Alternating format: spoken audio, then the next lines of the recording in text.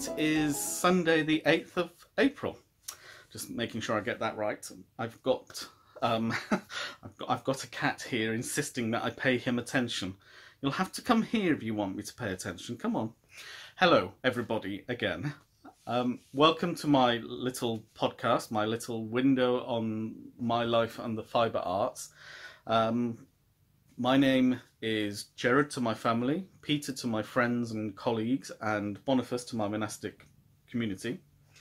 I live in Abingdon-on-Thames in Oxfordshire in the southeast of England, 7 miles south of the city of Oxford. I live with my two cats, Toby on the one side and Bunty on the other, and I'm just wondering what Toby's got hold of in his mouth. There we are, that's better. And I crochet and knit and weave and sew, and will one day get round to spinning as well. So welcome if you are a new viewer. I hope you enjoy spending some time with me. Welcome back if you are a returning viewer. And I'm glad that you're able to spend some time with me again. If you like what you hear in this video, please remember to, I believe the phrase is smash the like button. This is what the young people are saying now. And don't forget to subscribe so that you'll be notified of any future episodes that I upload. I seem to have got back to more or less a weekly podcast, although it was actually only Tuesday that I uploaded last week's, but much of it was recorded the week before. Anyway, so without any further ado, what have I been up to this week? Well, I've been on holiday still, so today is the last day of my holiday, so that's another reason why it's called Low Sunday. I go back to work in the morning, so the alarm is already set for 5 AM. But the positive side about getting up at 5 AM is that by 3 PM I'm back home and able, the rest of the day is mine, so it swings and roundabouts there. So that I haven't done a huge amount this week externally, except on Wednesday I went to my former boss, who's a friend. She lives in North Abingdon. I went and installed a new printer for her, and of course I said yes, it'll only take 20 minutes, no problem at all. 3.5 hours later I finished, and there were no issues. It was all very straightforward. But what you forget when you install a printer is I installed the printer on the network, and that did indeed take about 20 minutes. Bang, done. Except then you've got to install it on the 2 laptops and on the 2 tablets and on the 3 phones, each of which involves downloading software, running software, ensuring it's connected up, and then printing a page. So it took a lot longer. However, there weren't any problems. It didn't require my full attention, so I was able to have a really nice afternoon chat with her about lots of things going on in her life and going on in my life. So yeah, it was a good afternoon, well spent. And then I had to go back briefly on Friday because one of the machines had updated itself and lost connection with the printer. But I just reinstalled the printer, and that did take about 20 minutes, half an hour. And that was done. So far, fingers crossed, everything is working well. Beyond that, I haven't really been doing a great deal externally. I have been relaxing at home. I have started 2 new projects that I will talk about shortly, but I've also been reading a lot more this week, which is nice. I haven't been in the habit of reading I've been reading bits and pieces, but not in the habit of it for a little while now. Hello, Bunty, come on. Do you want to come across here? Come on. Sorry, I'll just move this out of you. Bunty is a peculiar creature. She likes to sit on my left. She's just always...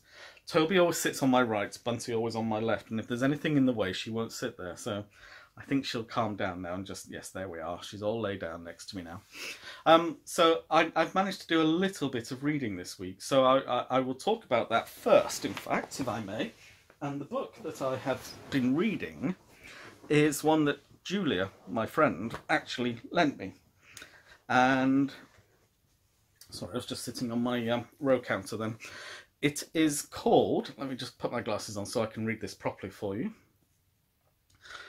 The Book Thief by Marcus Cusack. And she is very very keen on this book. The basic story is, it's set during the Nazi occupation of Europe, and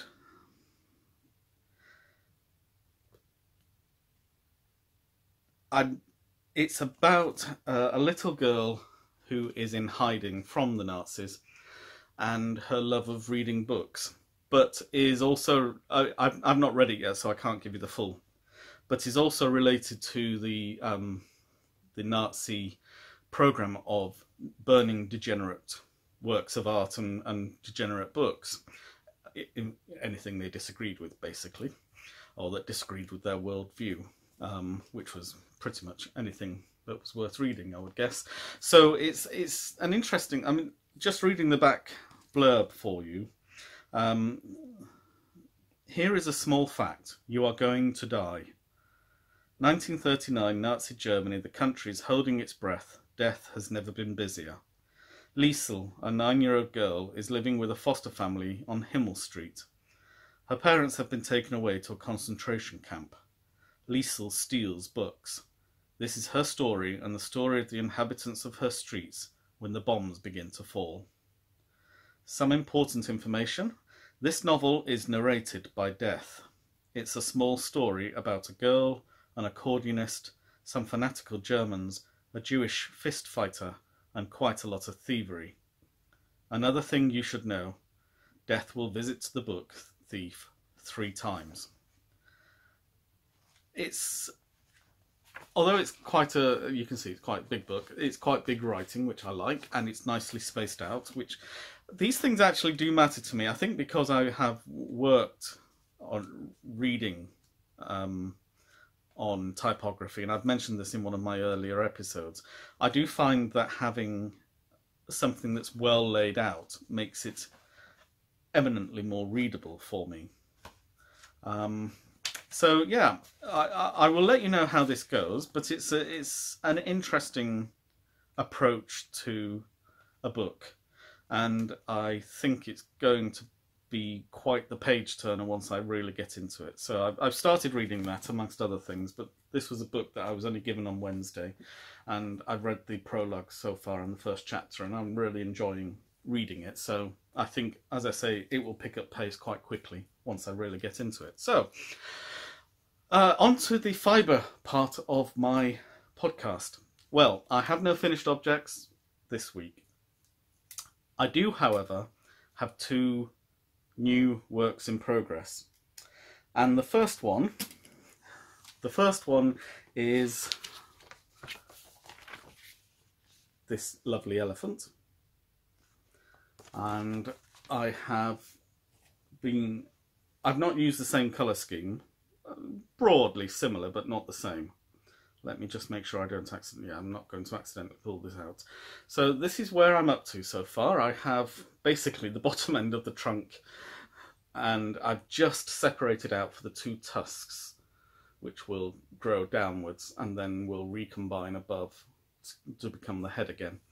I wasn't so keen on the red and yellow, but when I asked Bob and Wendy, they preferred the red and yellow to the red and orange, so I've gone with the red and yellow. It does look a little like a bumblebee at the moment, but it will get better once I've done the full head. I think, I hope. I can't think it won't. It's been a bit tricky. Not the actual construction is quite simple, but the yarn itself has been a bit tricky.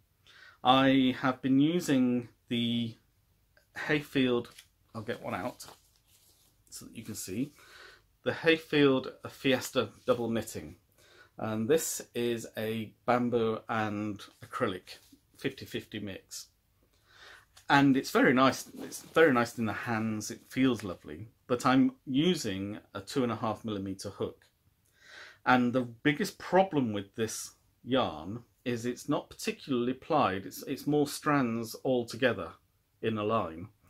And the problem with that is it's very easy to miss one of the strands on such a small hook, either when you first hook through, or even when you're pulling through, you may only pull it through 3 of the strands instead of all 4, and it's been a little bit tricky.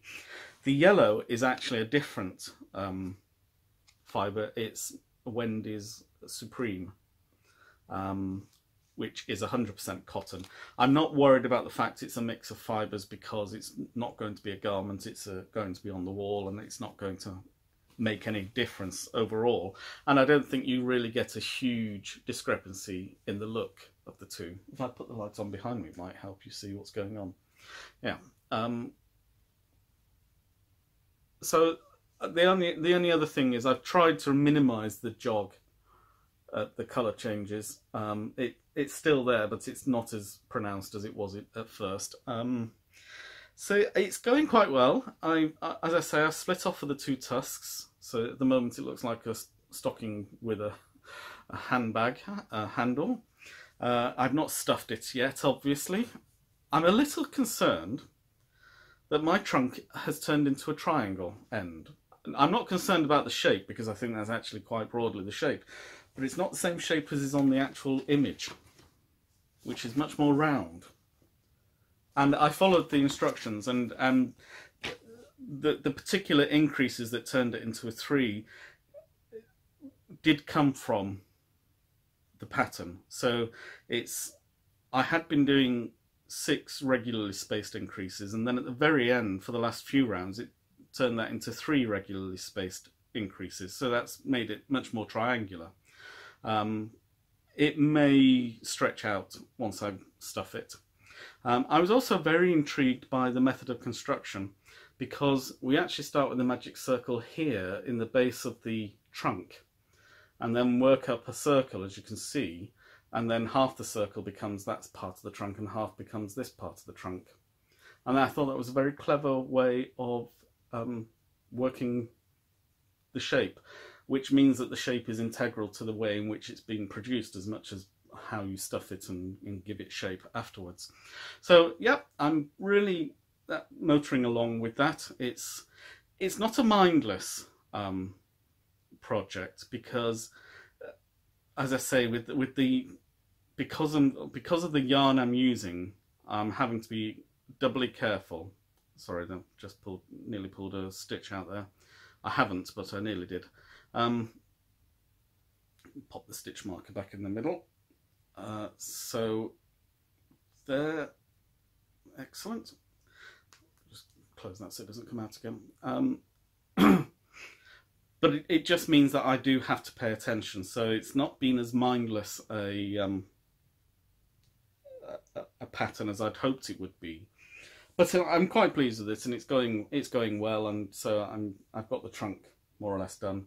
So it's making good progress, I think, is how I would describe it. I've got lots of other colours to incorporate yet, and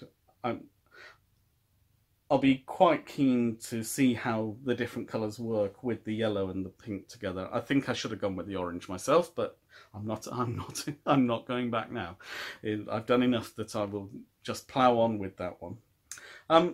So the other project that I started is part of my summer make-along, and of course I completely forgot last week to actually open the make-along. So it did technically start on the 1st of April, but if you've not started yet, don't worry, you've got 2 whole months until the 31st of May to make anything that reminds you of summer.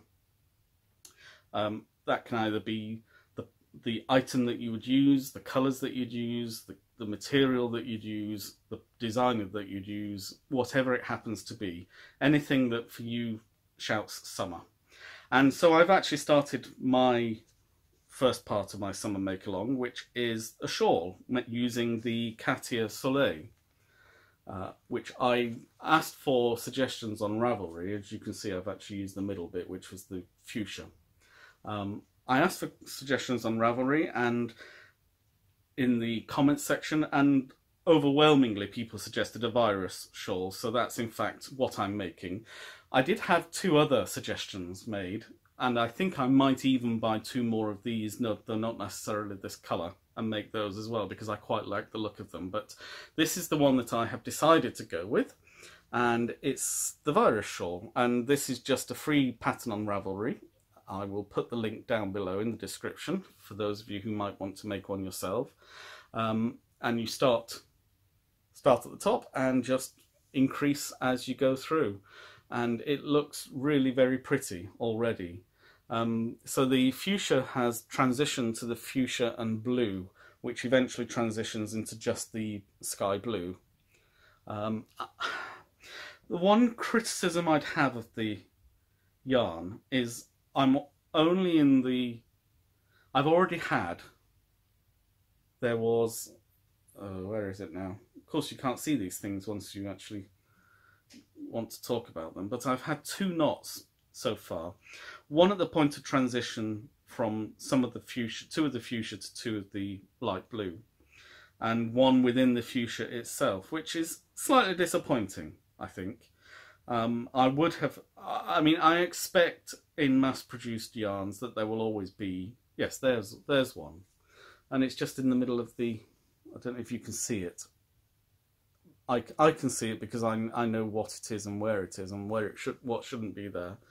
But it's not the end of the world. I mean, there you can see the tuft is actually standing up from the knot.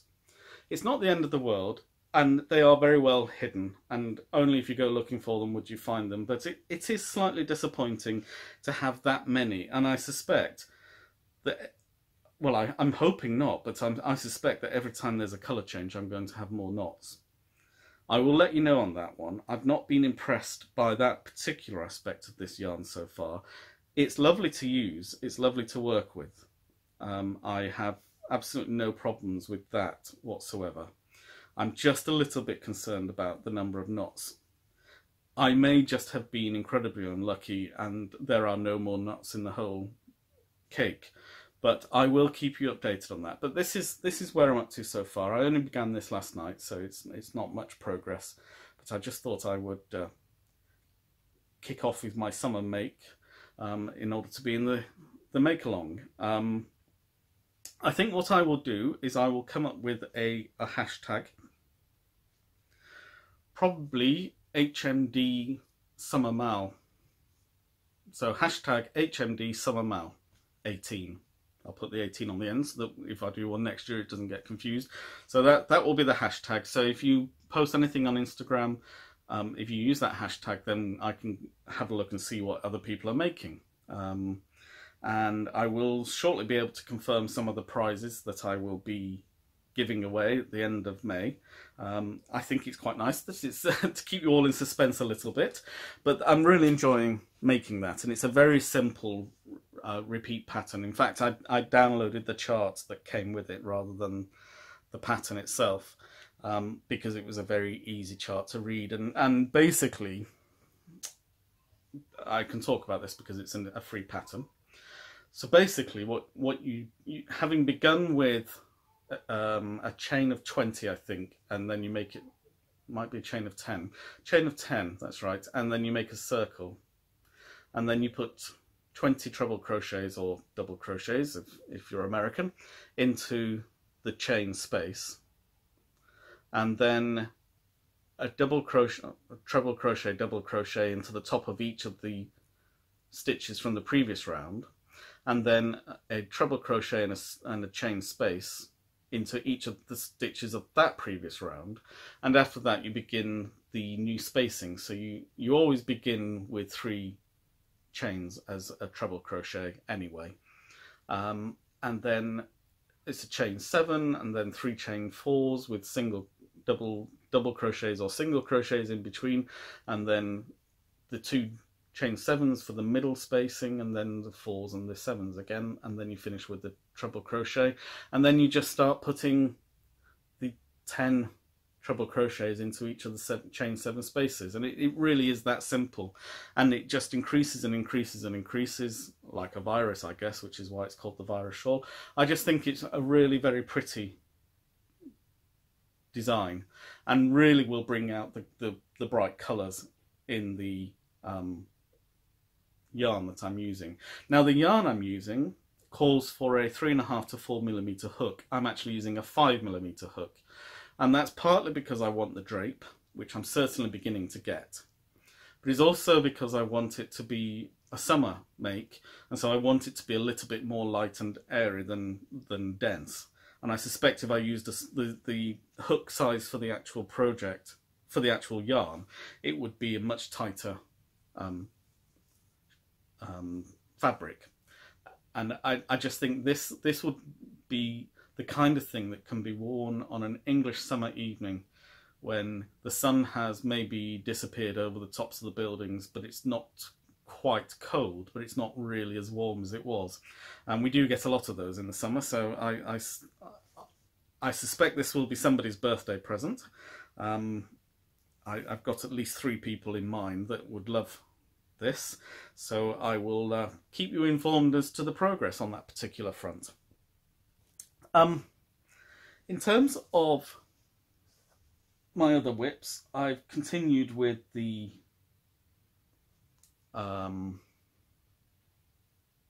socks, but it's just more of the same at the moment. I haven't bought the outfit for the muffin cotton waistcoat vest matinee coat style item for my niece's unborn son, so I won't, they're not going to be shown in this episode, but as soon as I do buy those, I will then put the whole ensemble together so that you can see everything as it fits together. I do have one acquisition though, which I forgot to mention last week, and that is my mug, which is the most adorable little sheep. I found this, I was out with Bob and Wendy last week in Home Bargains in Reading, and this was on sale, and I thought I have to have it. So this is Gertie, my sheep mug. I've got just coffee inside, so excuse me. That's very nice. So I think this is going to be a much shorter episode this week because I've kind of closed the gap. So I think it might be an opportunity to talk about my intentions going forward for this channel and for all my both my channels. I know that a lot of you have found the visit to Scarborough last week was interesting and enjoy the history, the little snippets of history that I give, the background to buildings and sites and that kind of thing. So I do intend to do more. I have, of course, the city of Oxford, just 7 miles away. I've only done one video from Oxford so far. There are a lot more that I have in mind to do. So there will be some of those coming up. The only concern I have about the Oxford videos is that they're going to be very, if I choose to do the colleges, then I'm not going to do each of the colleges because for the most part they mostly have the same kind of history, so I would only be regurgitating the same information. So I'm quite happy to film colleges and stick them in, but I'll try and vary the actual detail because Oxford has a significant history with the university, but also away from the university, in terms of manufacturing, for example, particularly cars. So it's I think there's a lot more that could be of interest within that. So I do intend to ramp up a little bit more now the history episodes. And of course, once I've finished with Oxford, I'm only 2 hours away from central London. So there may well be videos in the future about London and its history. And of course, that is a much more wide-ranging and varied and detailed history that would be possible. So I do hope to, I know from some of you, this will be the only opportunity you get to see these remarkable places because you're never likely to come to the UK on a visit. So I'm quite keen to share as much of that with you as I can. So that's certainly one of my intentions. I also want to really refocus and get back down to doing some of the readings. I'm aware that while I've been off, I've really not touched on those for the last 2 weeks. I will be finishing off Anna Karenina, and I do want to expand the kinds of readings and the number of readings that are available. At the moment, it's just that it does take a bit of time.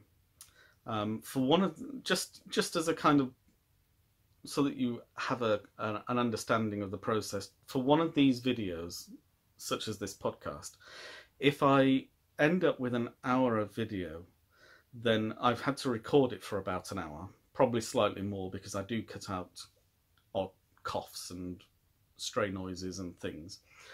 I then review it, so that takes another hour, and as part of that, edit it, so that takes slightly more. So if the video is an hour, it might take an hour and 20 minutes to actually do the editing, because you want to stick in extra bits and pieces here and there.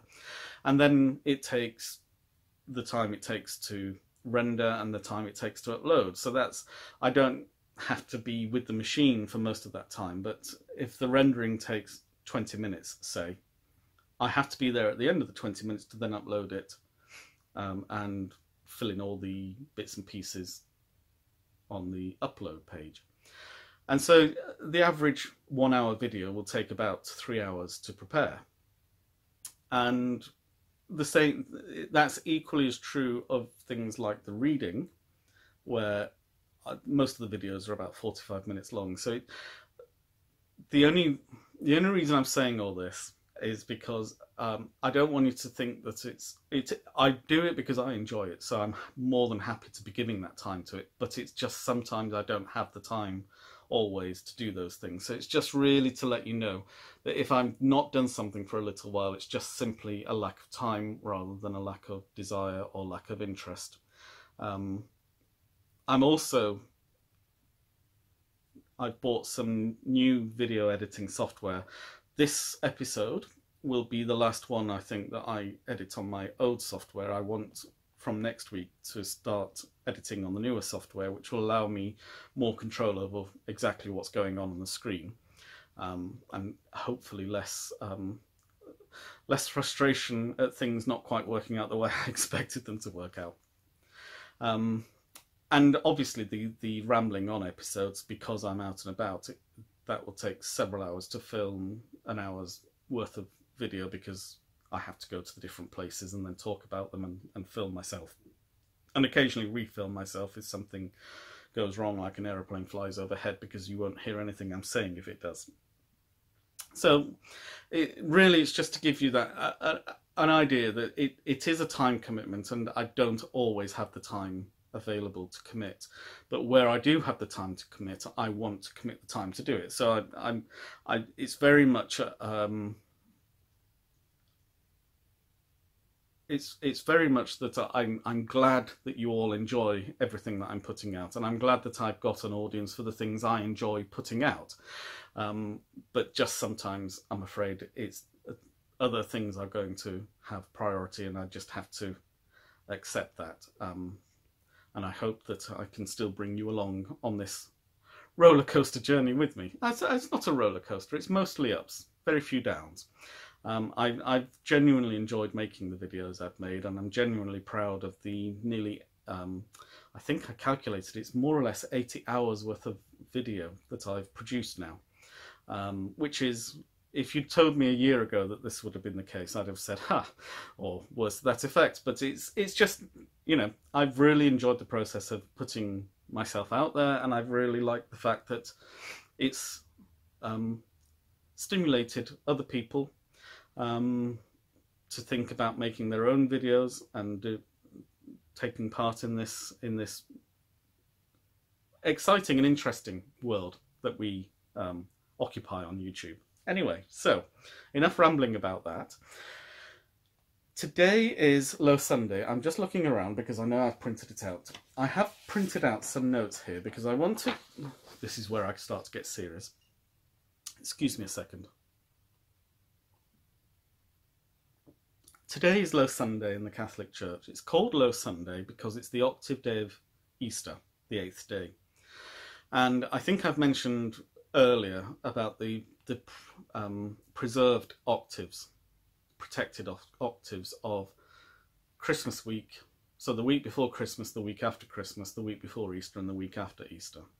And we used to have others, but those are the 4 main protected octaves now. And Holy Week and Easter week are the 2 principally protected weeks, in that no other feasts are allowed to fall on those days. So if a feast day normally, say, if it was Easter Sunday was the 26th of March, which I think is the earliest it can be, or is thereabouts the earliest, the 25th of March is the Feast of the Annunciation. And even though it's a feast of the Lord, it's a feast of the Annunciation, of the birth, of the conception of Jesus to Mary by the angel Gabriel, it has to be moved until after Easter. So not just in the week after Easter, but the week after Easter. And the reason for that is because Easter week itself, even though all the big events of the Passion and death of Jesus happen in Holy Week, Easter week is considered by the Church to be one single long feast day. And so there's a kind of elevated level of liturgy throughout the whole of Easter week.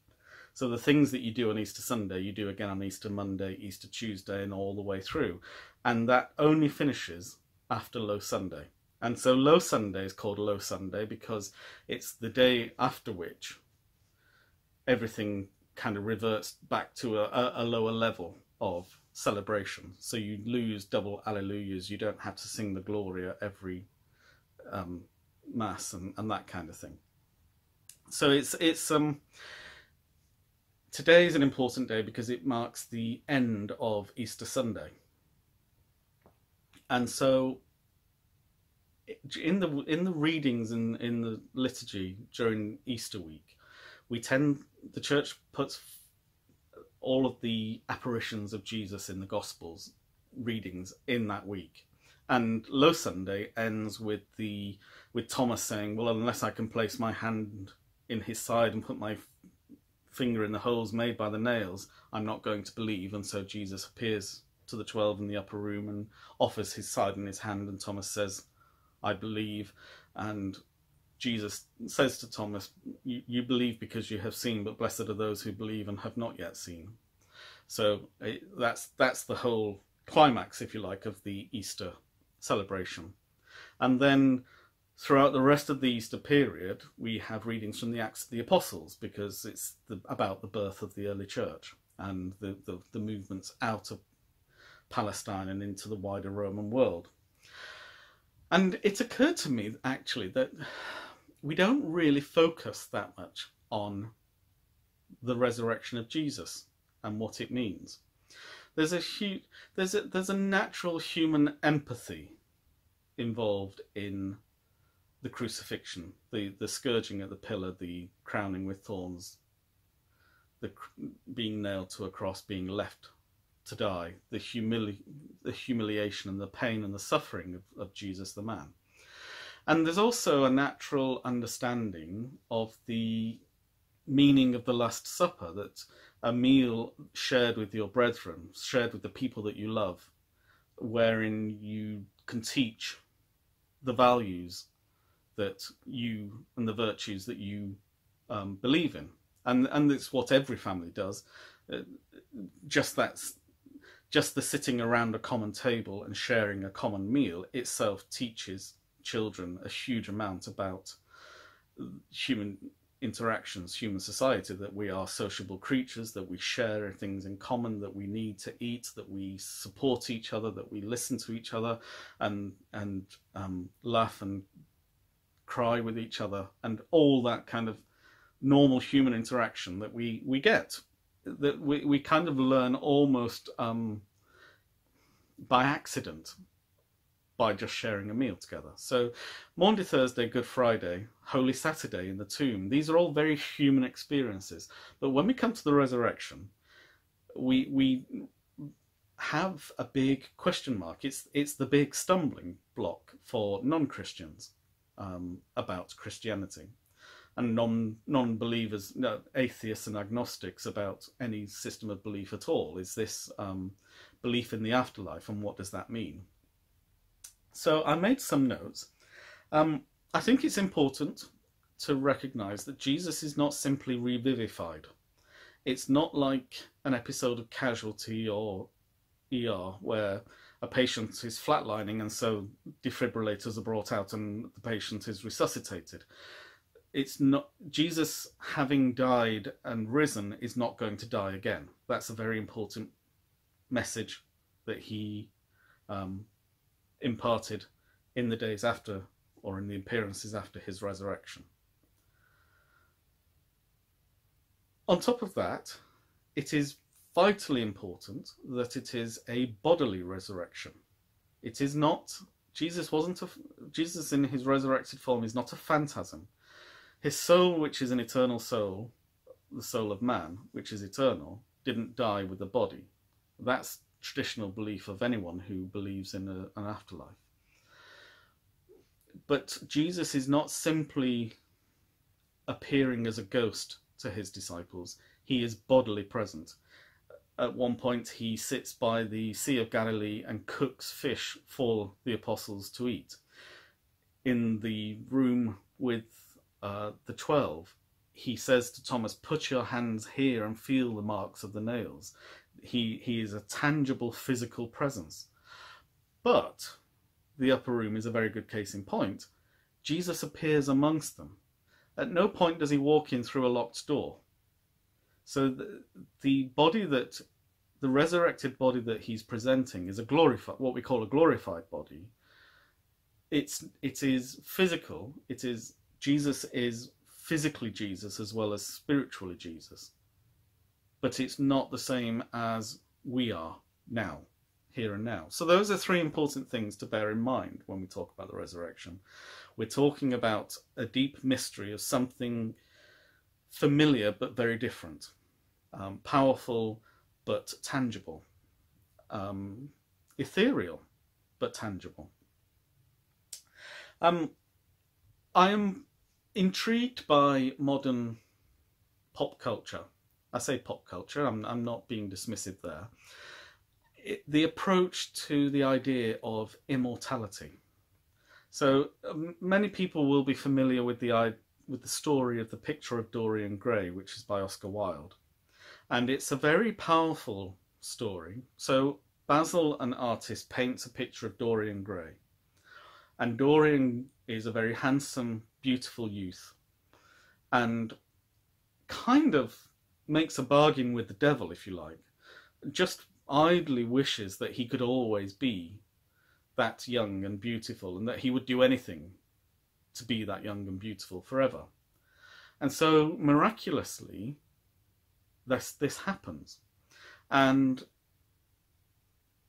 every time Dorian in his body commits a wickedness, an act of wickedness, a sin, it's the portrait that is defaced and scarred and mutilated and defiled, and he stays youthful and perfect.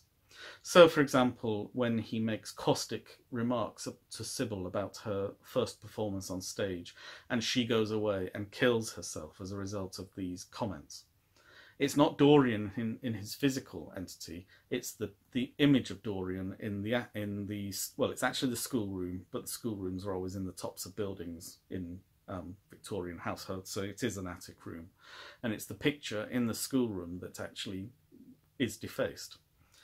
And eventually Dorian kills Basil out of his sheer anger at painting such a beautiful picture and leaving him in the situation that he's in of this perpetual youth.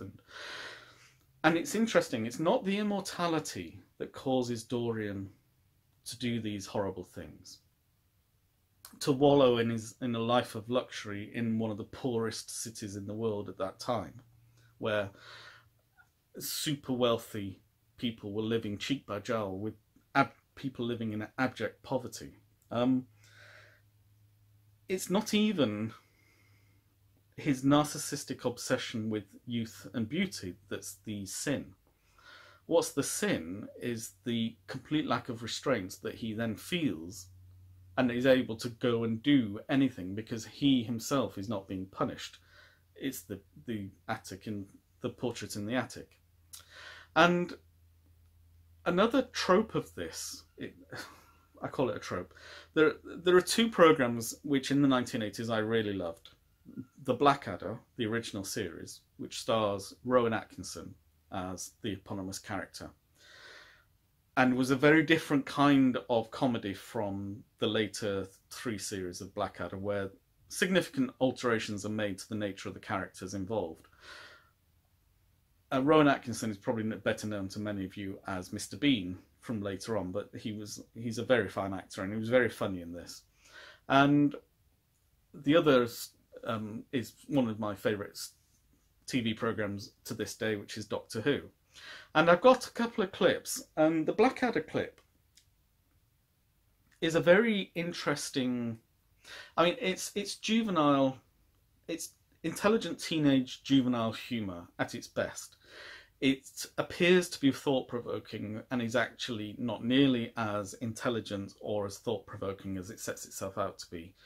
Dare I say, it's a little bit like the song Imagine by John Lennon, which appears to be very profound but actually is a lot more trite than people necessarily realise. But that's going off on a complete and utter tangent, and I'm quite happy to talk about John Lennon on another occasion. What the writers in this little clip demonstrate is a complete misunderstanding of the Last Judgment, of heaven and hell. So the setup for the Blackadder clip is that Edmund Blackadder, who is the second son of the king, has been made Archbishop of Canterbury. One of the lords is dying, and because he's led a sinful life in the medieval way, he's going to leave his lands to the church and so be forgiven all his sins, while actually the king wants his lands. So Edmund knows that if the dying lord leaves his lands to the church, then his father is going to have him executed. So that's the basic setup. And I'll play the clip. No, you see, the thing about... And as you can see, it is amusing. It's very funny. It makes you think, do I want to go to heaven where all the nice boring people are, or do I want to go to hell where there's a party every night? And you know, it has that kind of trite underpinning to it. But I'll come to a fuller discussion of it after I've shown the second clip. The second clip is from an episode of Doctor Who called The Five Doctors, which was celebrating the 20th anniversary of Doctor Who. Now, the basic setup for the Doctor Who clip is that the Lord President of the High Council of Gallifrey, which is the Doctor's home planet, and the Lord President and the High Council are rather like the Pope and the Cardinals, at least in the sense that they are involved in esoteric, Orientalist mind politics. It was often said of the Byzantine emperors that they had conical heads because they had such labyrinthine plots and subplots going on in their palace intrigues. And I don't think there was any religious intention by making the High Council full of cardinals and dressing the Lord President in white like a pope. I think it was more that the Vatican represented that kind of closed society wherein machinations of an abstruse and esoteric kind were commonplace, and so that was it was the idea of the High Council and of the cardinals of the church and the Pope, rather than the actuality of the religious underpinning. But the Lord President has engaged the Doctors in his various incarnations in playing what's known as the game of Rassilon, the details of which are not important, but the ultimate prize of which is immortality. And 3 of the Doctors don't want him to have immortality, and the 4th says, yes, he must have it. And then this clip is played. He knew very well that immortality was a curse, not a blessing. Now, the underpinning... the reason I played the second video is because that trope of immortality is a bad thing is accepted as de facto true, or de jure true, in fact, within the Doctor Who episode it concerned, but also within science fiction generally. It is a standard trope of science fiction that people who want immortality are bad, and it's linked to an extent to the same problem of Dorian Gray, which is that if there is no punishment for sin, which immortality kind of implies, then there is no restraint on the individual, and death is either the intrinsic punishment for sin or is the opportunity for punishment for sin if you believe in an afterlife. Bearing in mind that immortal beings are powerful beings because nothing can harm them, ultimately. Yes, I knew you were going to jump on there then, Toby. So I have talked about all those. Where are we now? So,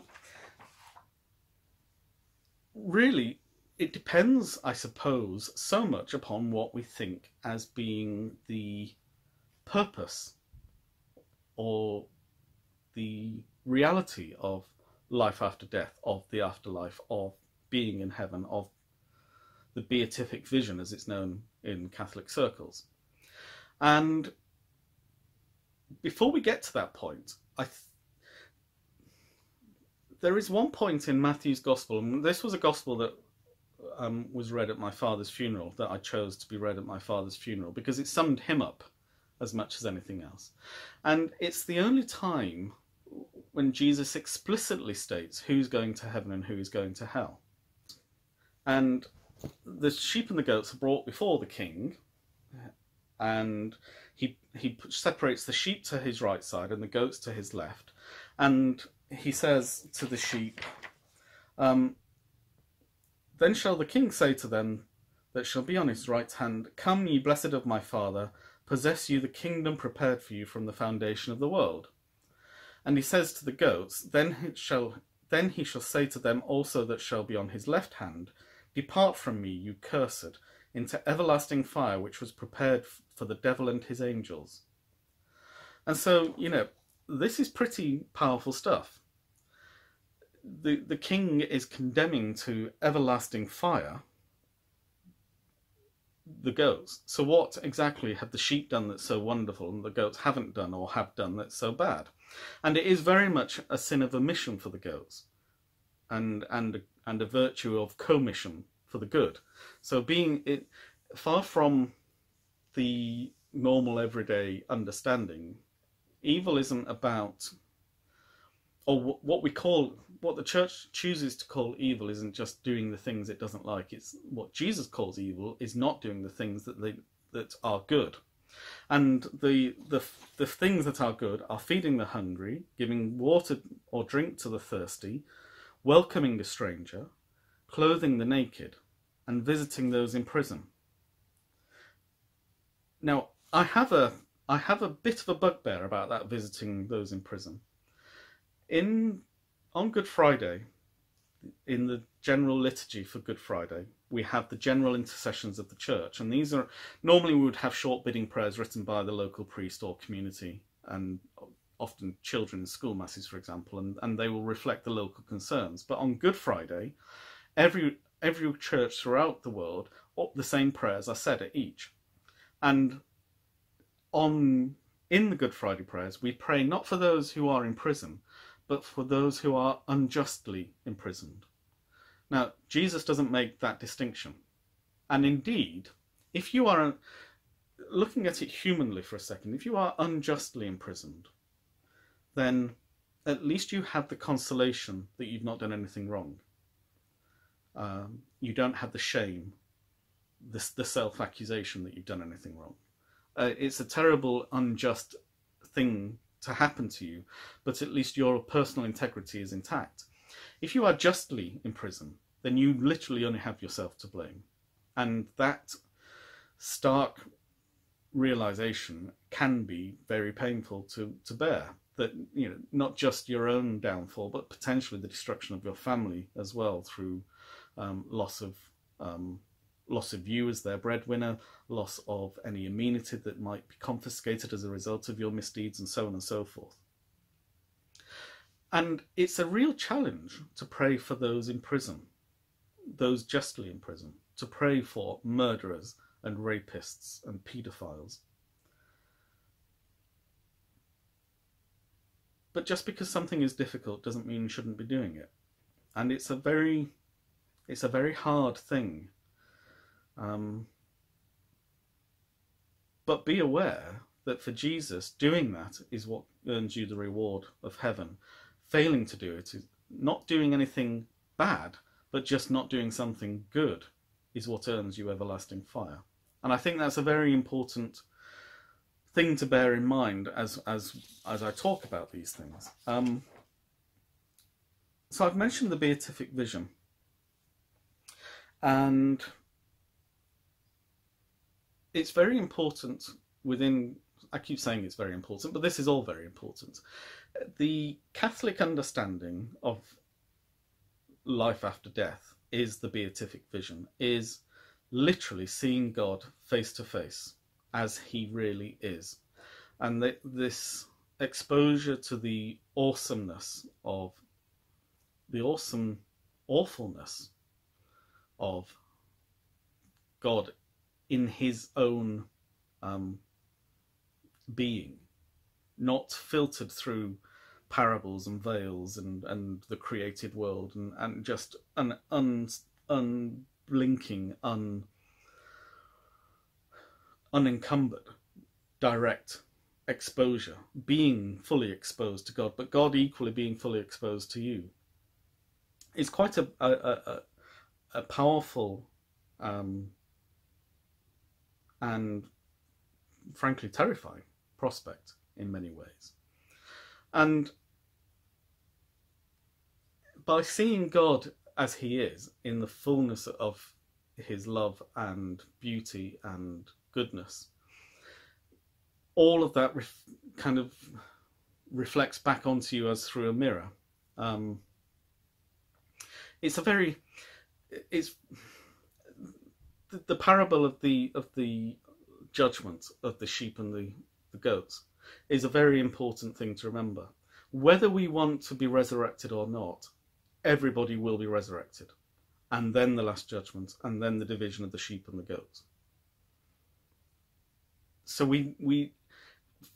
what the resurrection is telling us is that we have a choice to make, to embrace all that we believe is to be good, or to ignore it and go to our peril. I'd just like to, I know I'm kind of beating around the bush a little bit, but I just want to read a little bit from St. Augustine's City of God, which I think is very, well, he's an expert theologian, so it's a beautiful thing to read. There will true glory be, where no one will be praised by mistake or flattery. True honour will not be refused to the worthy, nor granted to the unworthy. Likewise, no one unworthy will pretend to be worthy, where only those who are worthy will be admitted. There true peace will reign, where no one will experience opposition either from self or others. God himself will be virtue's reward. He gives virtue and has promised to give himself as the best and greatest reward that could exist. I shall be their God, and they will be my people. This is also the meaning of the Apostles' words, so that God may be all in all. God himself will be the goal of our desires. We shall contemplate him without end, love him without surfeit, praise him without weariness.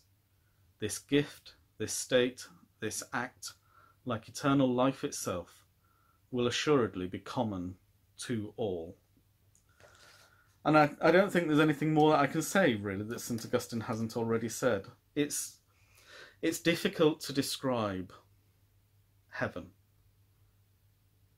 It is a place because we are physically resurrected, but it's not